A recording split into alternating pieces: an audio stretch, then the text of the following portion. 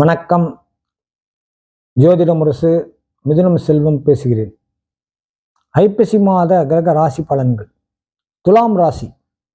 துலாம் ராசி அன்பர்களே, இந்த ஐப்பசி மாத கிரக பார்வை, சேர்க்கைகள், சார பரிவர்த்தனைகள் எல்லாம் பார்க்கும் பொழுது ராசிநாதன் சுக்கிரன் நீசமாகவும் ராசியில் சூரியன் நீசமாகவும் இருப்பதால் உங்கள் இயல்பான குணநலன்கள் மாறும். தேவையற்ற மனக்கலக்கம் இருக்கும். ஏதாவது பிரச்சனைகள் வந்துவிடுமோ என்று இல்லாததை கற்பனை செய்து கொள்வீர்கள். தந்தையின் உடல் நலம் பாதிக்கப்படலாம். தந்தையுடன் வாக்குவாதங்கள் செய்யாமல் அனுசரணையாக போவது நல்லது. பெண்களால் சில சங்கடங்கள், பிரச்சனைகள் வர வாய்ப்புள்ளது. எதிலும் சகிப்புத்தன்மையுடன் விட்டு கொடுத்து போவது நலம் தரும்.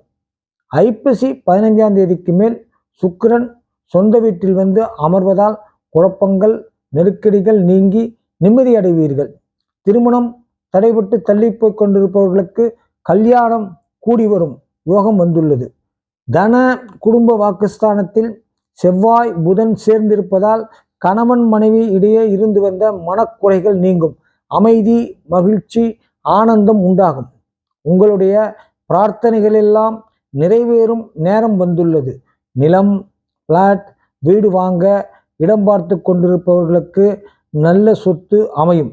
11இல் கேது இருப்பதால் வழக்கு சம்பந்தமாக இருந்து வந்த மனக்குழப்பங்கள் நீங்கும். விரைவில் வெற்றி செய்தி வரும்.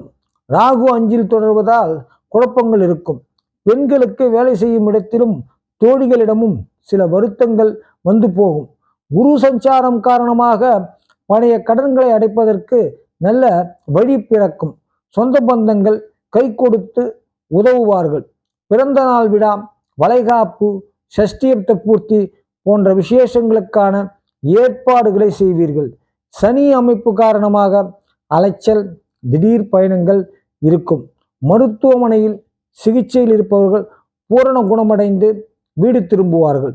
பூர்வீக சொத்து சம்பந்தமாக வாரிசுதாரர்களிடையே இருந்து வந்த பிடிவாதமான மனப்போக்கு நீங்கும்.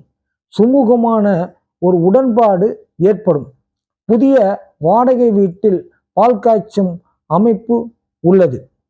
பரிகாரம்: சரபேஸ்வரருக்கு வில்வ மாலை சாற்றி வழிபடலாம். பசுமாட்டிற்கு கீரை, பழவகைகள் வாங்கி தரலாம்.